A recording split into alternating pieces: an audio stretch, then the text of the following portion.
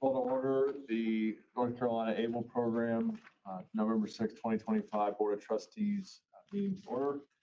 Thank you everyone for joining. Let's begin with the Pledge of Allegiance and the salute to the North Carolina flag. For the photo one. There we go.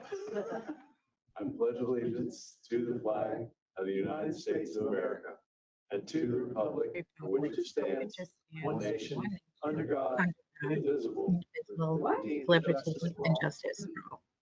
I salute the flag of North Carolina and pledge to the old North State love, loyalty, and faith. Thank you, everybody. If anyone wishes to make a public comment, sign up or email Patty Hall at patty.hall@nctreasurer.com. That's PATTI.HALL@nctreasurer.com. Please note that this meeting is being recorded and will be posted online with the other board materials. We'll be taking roll call by name and for all votes. Unless there is an objection, a motion and a second will be counted as yes votes. Board members, if you must leave the meeting at any point, please announce your departure. If you return, please announce your return as well. These items must be recorded in the meeting minutes. Likewise, please state your name before speaking. Finally, texts or other recorded communications between board members during the meeting, even on personal phones or public records to the extent that they concern the meeting. As a reminder, please mute your phone until you need to speak. This will help limit background noise and outside distractions. Your cooperation is appreciated. Okay, thank you everyone for being here. We will call the roll. Treasurer Briner. Here. Catherine Boskin. Present. Chris Egan. I'm present as well. Chris Wall. Present. Marquita Robertson. Here. And Claudine Burns. Claudine Burns.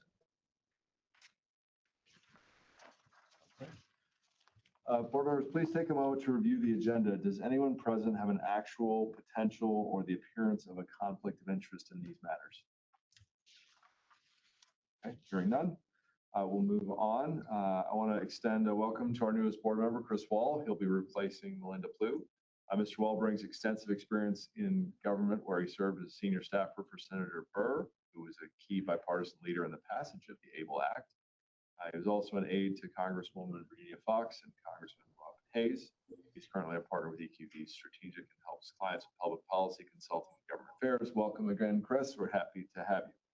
Thanks. Excited to be here. All right. Appreciate your participation, and we will do the formal swearing in when you're able to join us in person. Thank you. Okay. So in related matters, we have a resolution of appreciation of service of Ms. Melinda Plew in your packet. Unless anyone has any changes to that, I'd like a motion to approve the resolution for appreciation of service. This is Katie Boskin. I'll make the motion. Thank you. Is there a second? This is Chris Egan. I'll second that motion. Chris, you got beat out. All right. We call the roll, please. Treasurer Briner. Aye. Chris Egan. Aye. And Chris Wall. Aye. And Claudine Burns.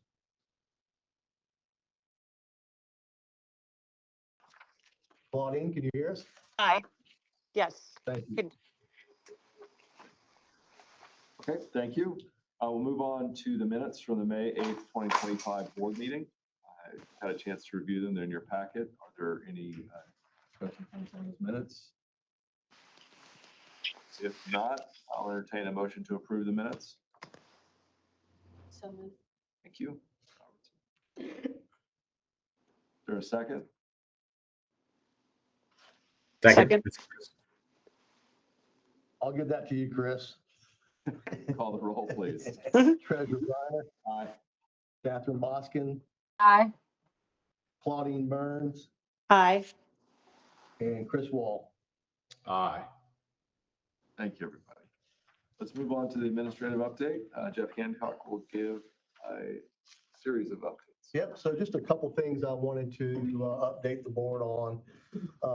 First one is our financial statement audit. So annually, a census trust company who is our record keeper for the program hires an external auditor to audit the financial statements of the consortium trust.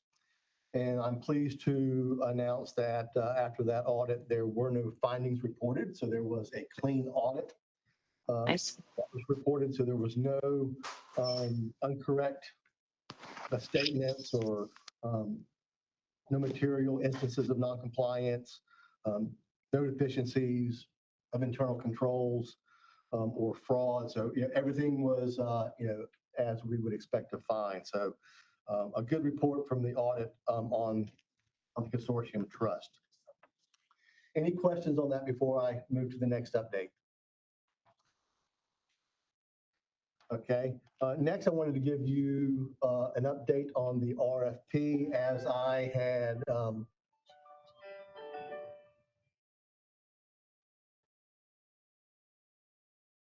one second, please.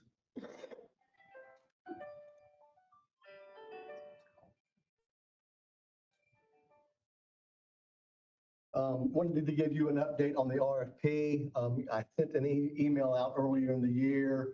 The National Able Alliance wanted to explore the marketplace. And as such, we RFP back in May. We sent that out. We did have one respondent to that RFP. We had a team, which was a subgroup of the alliance that evaluated the response to that RFP. And after looking at things like administration, user experience, investments, and so forth, the alliance agreed and voted to cancel the RFP and stay with our current provider. And if there's any questions, I'll be happy to answer them regarding the RFP. Straightforward. Thank you. Yep. Let's move on to a communications and marketing update. Christy. Sure. So NC Able is really starting to make some inroads in terms of accounts and assets. And I think that's really due to the communications as well as our participation in a variety of events. As you know, in the past, we've been very limited in what we've been able to do. I think we've kind of expanded that, especially in the last year, and we've really started to participate in more events. I do want to point out, we do have an eligibility survey on our website, and I think this provides some really good key insights. We still have more people that are over 18 years old opening an account for themselves than people who are opening it for someone else. I think that's a very interesting statistic, and it is consistent. We're not seeing any variation from that. Account eligibility, the majority are eligible to receive SSI and SSDI. And then I do like to see how many people are participating in their employer's 401k or employer-sponsored retirement plan. And this is important because able to work. So able to work, of course, you can save more, but if you're participating in the plan, you're limited to that annual amount, but you can still save, which is really great. So we do have people that are enrolled in their 401k or employer plan. So that is working as well, educating people about the able to work. On the next slide, you'll see our webinars and events. These are some key ones that we have done over this year, really. And it is Jeff, myself, Kristen, the small but mighty team has been making inroads around the state. Before we kind of stayed a little more local, we've been able to branch out a little bit more. And I think that's really had an impact in accounts, assets, and awareness. If you want to go to the next slide. So the website, we are seeing tremendous action. The views that we have on the website, these are unique views. It's up nearly 60% from the last board meeting. So we're really seeing an impact there. And this is something that's very measurable. The other important thing is they're doing exactly what we want them to do, and that is to go to that enrollment checklist, eligibility, and begin their enrollment process and open an account. So that's why the website is very important, because you can really track where they're going and how they're getting to the place where they need to open an account. And of course, we are working with partners around the state in order to continue this awareness. And we still are branching out into the corporate space, being able to offer that as a benefit through HR programs. And of course, with our DHHS and other partners, we're definitely hitting home with some webinars, not only for individuals, but also for the people that serve individuals with disabilities. So I think we're in a pretty exciting time of more rapid growth. And I'd just like to add to that and wanted to give a thank you to Chris Egan, because since our last meeting in May where Chris was here, he did help us connect with all 100 county partners with DHHS, and we did a presentation for them. So just wanted to again thank Chris publicly for helping us make that connection and getting in front of all 100 county groups. Hey, Christy. Yeah. What do you think the rationale is for the age variances? You know, working people, opening accounts for themselves as opposed to parents doing it for children. Well, it is 18 and over, so they aren't necessarily working. Okay. So it could be somebody who's transitioning out from high school, maybe going to college, or just over the age of 18. So they're not necessarily working. We actually have requested some information about to track direct deposits so that we can see what that population looks like. So we're working on that with the census so that we can really see who is the able to work population and who is opening an account for saving in other ways. Okay. The increased engagement is fantastic work, so thank you for Yeah. that. I'd be curious if there's an inflection point around the change of Medicaid capture. People are engaging more because of that change, or if it's just we do a better job all year. Well, that happened recently. Right. I think that traction is huge. That whenever we talk about that and when that change took place, people are relieved. Sure. And I definitely think that that has had an impact in their willingness to open an account, for sure. And we've had actually groups after reading that legislation reach out to us and say, this is big, we need to get this out front. And so they've actually set up webinars and asked us hit on that specifically. So we've actually added some parts to our slide presentation that address that and highlight that as a big change. And so that just occurred back in June. Right. So we're only a few months post that. But again, it's going to take some time to get that word out on the street and spread that word. But we are seeing people reach out to us asking for us to help spread the It word. was a huge concern. Can you remind me what happened in June? So we passed a legislation to remove language from the NC ABLE Act that would prevent Medicaid from being able to claw back ABLE benefits unless it's specifically required by federal law. Gotcha. Thank you. I'm really glad that Medicaid was able to work with us to agree. Thank you. This is Chris. Could I make an addition? I appreciate that coming up. I actually wanted to express how big I think an opportunity this is and how it will remove a lot of fear. And just yesterday, I was involved in a call with the North Carolina Council on Developmental Disabilities, and one of the individuals on the call has an ABLE account, and we also had a parent of a daughter who has an ABLE account, and I think this just occurred, and so there's a real opportunity to continue to get the word out. And I think, Christy, great. The website looks great. I don't know if there's a way to possibly have that stand out a little bit more, or in a way that people can see it more quickly, because they were not aware, and they're actually relatively connected. at this point too. And I know we have work to do to get the word out about that, but it will, I know we will. And I also know it'll make a really big difference in taking that barrier off the table. So this is a really wonderful thing that's happened. Thank you.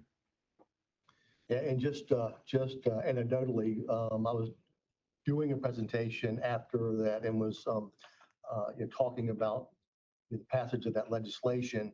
And one of the parents spoke up and said, we opened our account in Virginia simply because the NCAA program had that.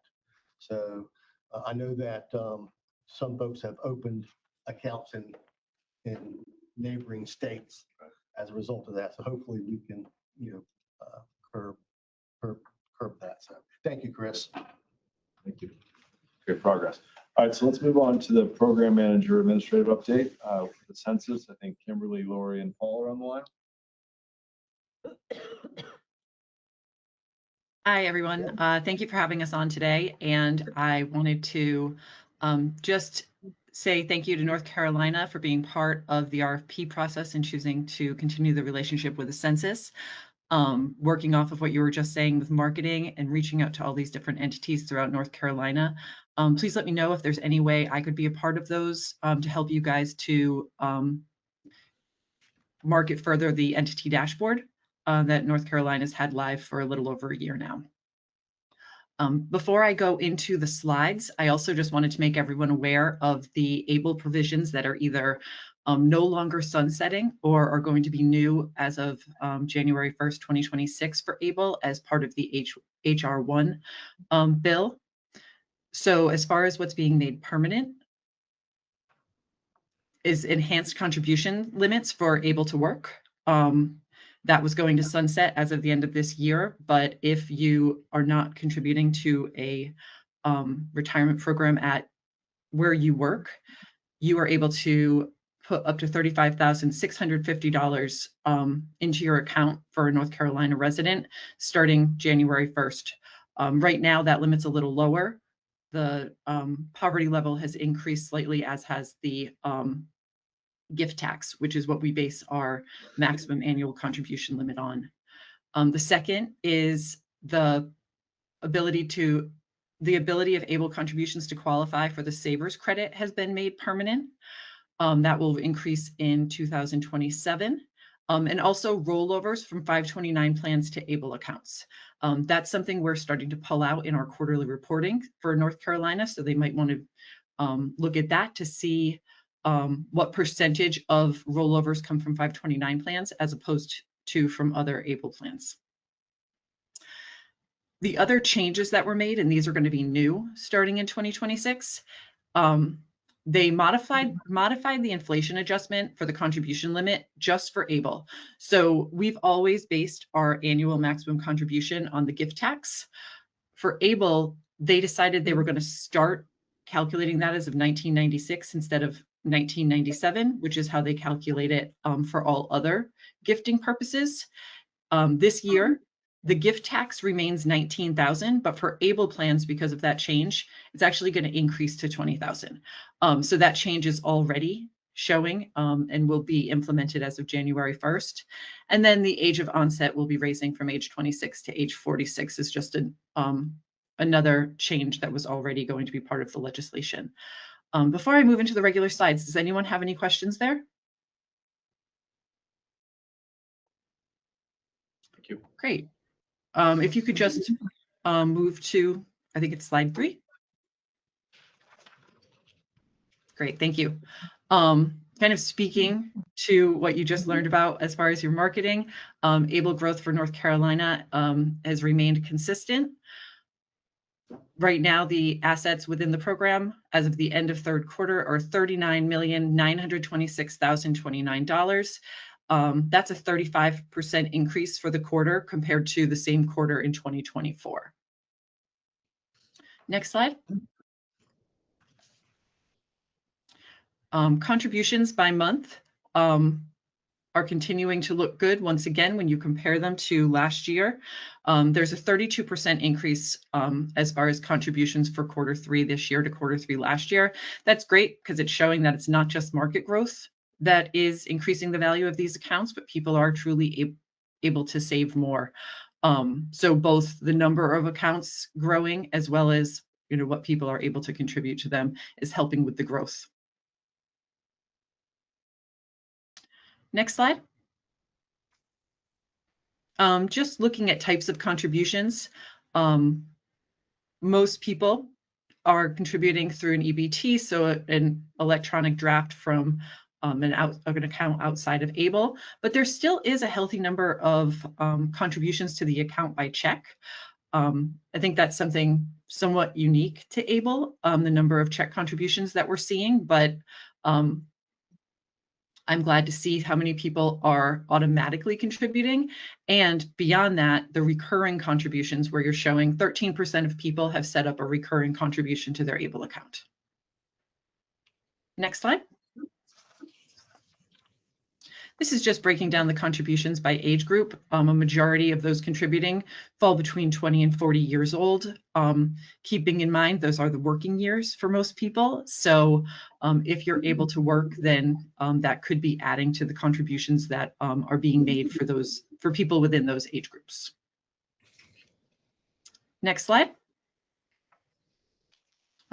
Distributions by month, I think when you looked at the contributions, make perfect sense. They're remaining pretty consistent. As contributions grow, they're not growing quite as much, but I think these are transactional accounts, unlike 529. So we're seeing that as people are putting more in, they're also using more of the funds that they're able to save, hopefully for their needs, as opposed to what used to be money they would have just had to spend down. Next slide. Distributions by type.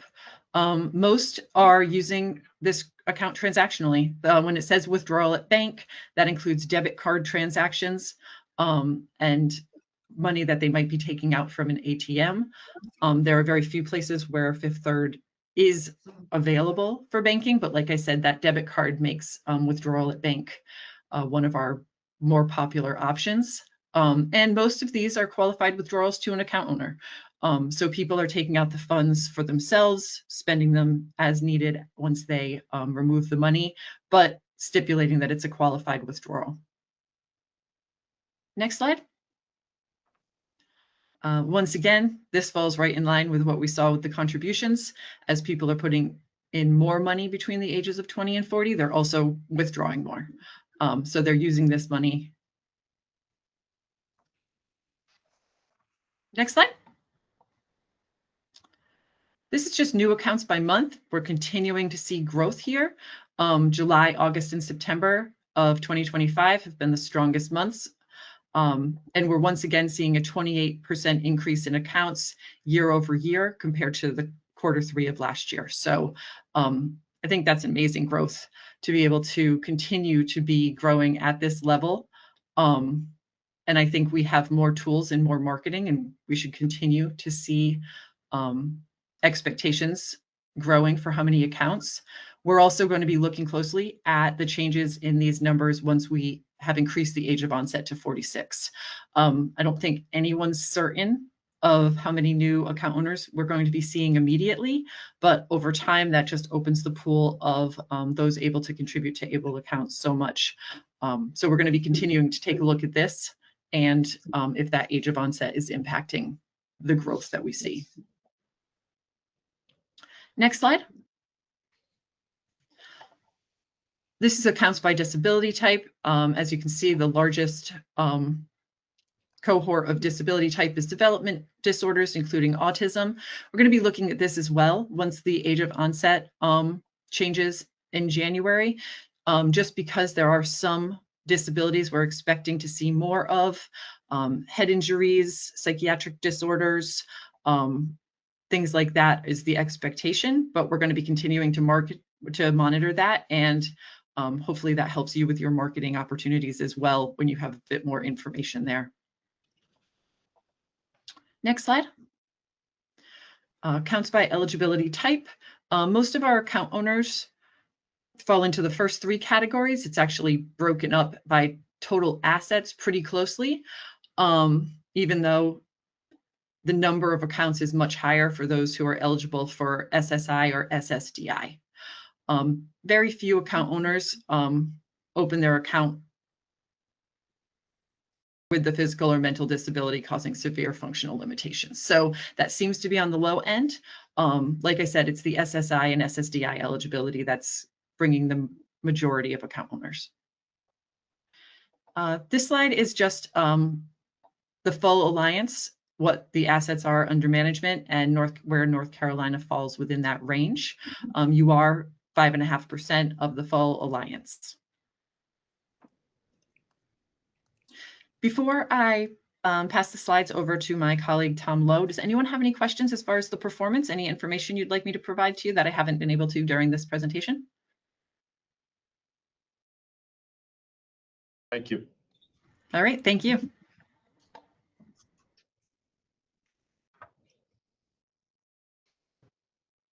Great. Thanks, Kim. And thanks all. I think I may have spoken to you several years ago, filling in for Paul one other time, but good, nice to see you all again. The way I might talk about this, as you know, you have a broad spectrum of portfolios, which are predominantly, not all, predominantly passively managed money. So thanks, Patty. So when you look at the portfolios, there's not a huge divergent from our custom benchmarks, and obviously the biggest driver of the performance is certainly the market performance, because these different portfolios generally stay in line with their benchmarks. So what I thought I would do was make a couple of comments about the market in general during the year and in the quarter specifically. And then there are a couple of funds. There's an active fund and there's one passive fund that has acted a little different than the benchmark, and sort of reasons for both of those. So with that, we've had a strong year and particularly quarter in the market. And this has been driven predominantly by large cap tech stocks. You've heard people talk about the Mag 7. These are Apple and Amazon and Nvidia and Google and Microsoft and Meta and Tesla. These are very large tech stocks that have benefited from the boom and the excitement over AI, artificial intelligence. So these names have dominated and driven the market returns for the past year, and even particular this quarter. While the S&P during the third quarter was up 8%, which is a nice quarterly return, the NASDAQ, which is more tech heavy, was up over 11%, driven by these large tech names. The other thing driving returns has been interest rates coming down. This has been twofold, both as a matter of inflation has come down, which has lowered longer term interest rates. And more recently, in September and October, the Fed has lowered short-term interest rates. So equity markets like lower interest rates. So the combination of the AI excitement and lower interest rates have driven the market to be very strong during the year and during the quarter. Additionally, as you may recall, back in April, there was sort of a scare when the president announced these tariffs, and there was a temporary sharp but short decline in the markets. The markets bounced back fairly quickly, actually. And I think as you look at this, what happened is, some of the headlines about these tariffs was worse than the reality. After negotiating, some of the tariffs weren't as bad as thought. In some cases, the companies absorbed some of the costs. So the impact of the tariffs hasn't been thus far shown up as great as some has expected. Additionally, a big component of inflation is housing prices. And while they've been very high and rising dramatically over the past several years, we've seen some softness there recently. And in housing, both mortgage costs and rent is a big component of inflation. So as that softens, we expect that's helped inflation come back a little bit and allowed interest rates to come down. And energy costs, oil costs have come down. So energy costs have come down. So this decline in interest rates that's helping the equity markets has been driven by, I think, less bad on the tariff front, housing and energy costs starting to come down. So all these things have been tailwinds for the equity market.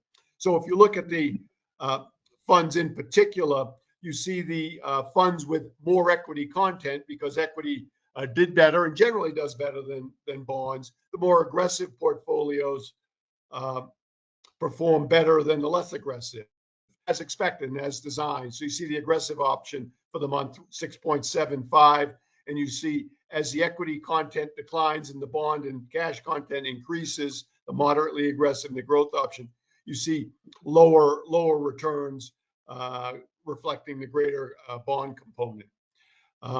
As far as deviation from the benchmarks, they're all well within what we would expect due to both program management expenses and underlying fund expenses.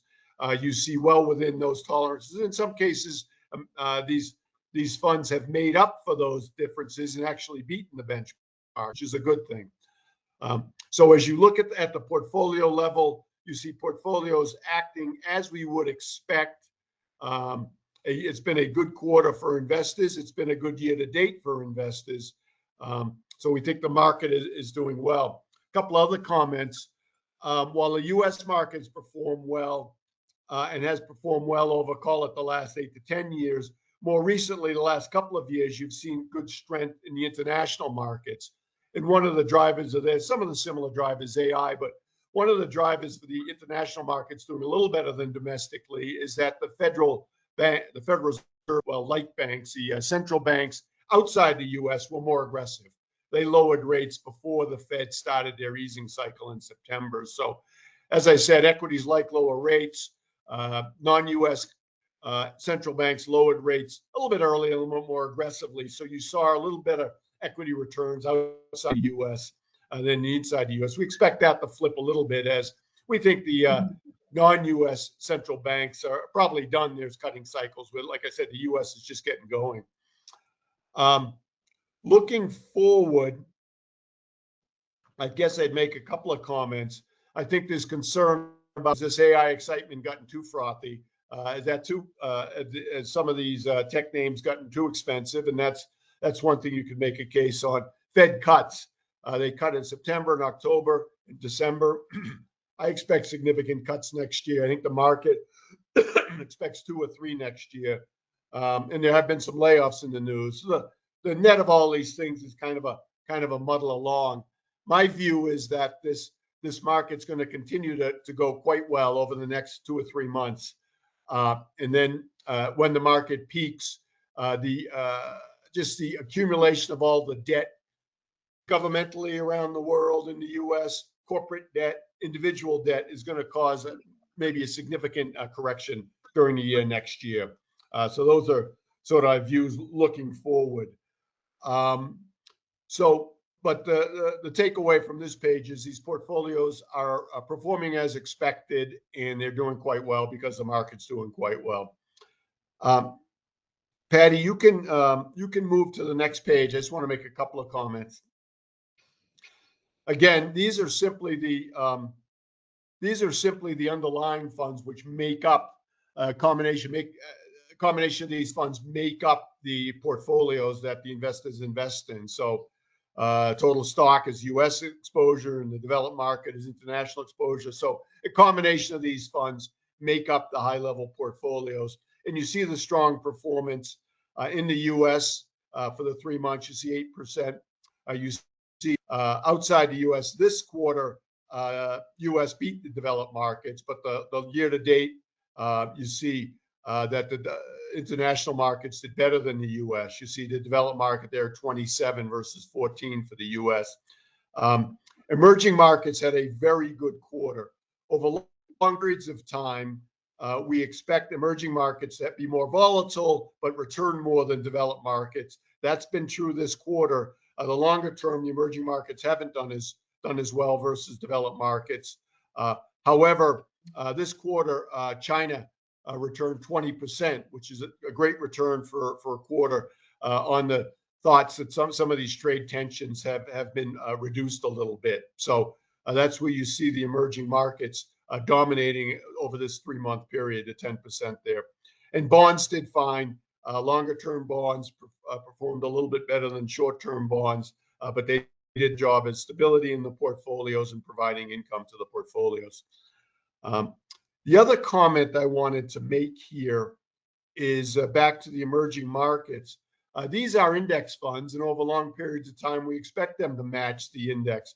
One area where that sometimes is not true is emerging markets. You see the year to date, you see these funds outperforming by 60 basis points on 1 year, 180 basis points over the index. That's unusual. That's good unusual, but unusual. Sometimes you'll see the opposite.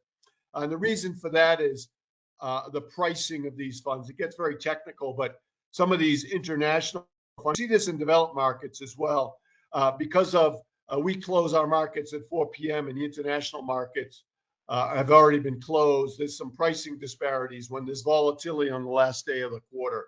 So it's kind of a technical thing, but what you see is on that particular day, it's called fair value pricing. Some of these international indices don't take into account the U.S.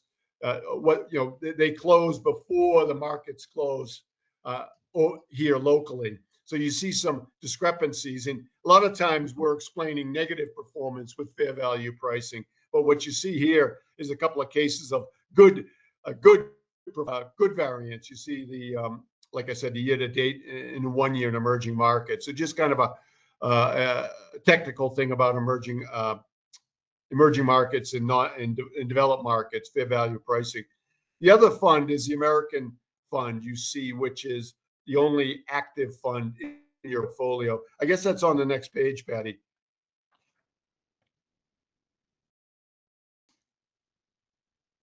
Right, the American Fund's high income fund. That's actually, you see, it's more expensive, but that's an active fund. And that has year to date in 1 year and 3 year has beaten the index significantly over the 3 year period. However, the 3 month, it matched this index. But the goal there is, even though it's a little more expensive, it's a small percentage of the portfolio, so it doesn't add a lot to total portfolio expense. But that's an area it's thought where active management can add value to the portfolios. And so certainly a 3 year period, and to a certain extent, the shorter periods, that has worked for the American High Income Fund. So I just wanted to call that out. Outside of that, let me stop and see if there are any questions on performance. I've got two quick questions. First, when I look at the underlying funds, they generally track the performance of their indices. But then when I look at the options that people use, they generally underperform their indices. So I'm trying to figure out why that is. Thank you. That's a good question. So the things driving that performance, it's the underlying fee of the fund, which that is, you'll see both in the underlying performance and in the portfolio performance. But there are also fees that a census needs to run the business, called program management fees, that are layered onto the portfolios at the portfolio level. And there are some, there's a state fee as well, isn't there, Kim? Or program? No, it's just the program fee. Sorry, it's just a not at program, the level. not a start. So just a program management fee that a census collects to run all these features that Kim was talking about earlier. They aren't reflected in the underlying fund, but they are reflected in the portfolio performance. That was my suspicion. Just wanted to confirm it. Yeah, no. In some cases, these funds have made up for that difference. In Sure. many cases. No. In fact, they're all generally within that tolerance. But good question. So more substantively, we talked about it last time, the extraordinarily high checking account balance earning no money. And we talked about there's no default option. I know that. Is there any way that we can encourage people to move these checking account balances to money market? It seems like they're leaving 3% a year on the table. That's $250,000 to these beneficiaries. That's a real amount of money. So I would address it by saying, I think a lot of the people who utilize the checking account, it's a transactional account for them. So they're putting money in and then they're spending that money during the month. And so we have. Generally, money markets will allow that. Right? So Right. You can't write the check and they can't swipe the debit card. Yeah. And so I think a lot of them, they put money directly into the checking account option so that they have the flexibility of when they're grocery shopping or paying bills, writing a check or swiping the card. and it doesn't require them to move money from one investment to the other, which in the ABLE program, you only get 2 per year. So that would make it more, really couldn't manage, your daily needs by doing that. We might be able to do a little reporting too. I agree. I think a lot of people who are in the checking account are in it for the transactional usability of that account. Last year, when the National Label Alliance put the money market into the asset lineup, they chose to use a money market that wasn't an FDIC insured bank product, but instead a money market investment product. So that wouldn't give that transactional level, or like I said, the FDIC insurance. It might be a good idea to take a look at North Carolina accounts that were open before December of last year, and see if we can look into with Fifth Third the ones that aren't transactional and may have been in that account more for the FDIC safety, and who might not know the money market exists, even though it's not FDIC insured. It is the most secure product within the portfolio lineup, and there might be some marketing opportunities to that group just for awareness. A lot of times once you open your account, you're not going to look again to see what investment options are available to you, but that might be a way that we could look into that. That sounds promising. Whatever we can do to optimize returns for folks in this program without compromising how they're actually using it. Sounds right.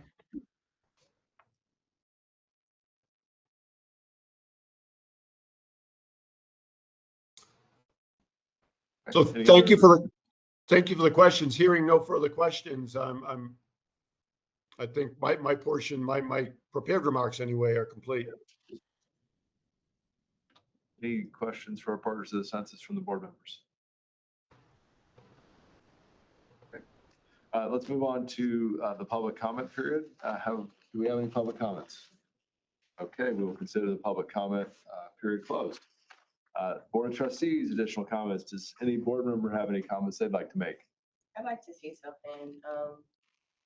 Thank you all for your work that you've done over the past few years, and especially the last 6 months. The growth is really, good to see. I feel like it's full circle. I've been with ABLE since before it was ABLE, when it was an idea, a thought. And so glad to see the growth, and thank y'all for what y'all doing. Really good. These guys do an amazing job. Yes, thank you so much.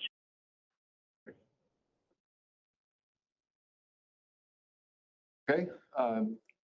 Part of Judge, I just wanted to point out, I know there might have been a little bit of confusion on when we were meeting today, but next year, to avoid any conflicts, we did move these meetings to 2 p.m. So just wanted to make sure that everyone was aware of that.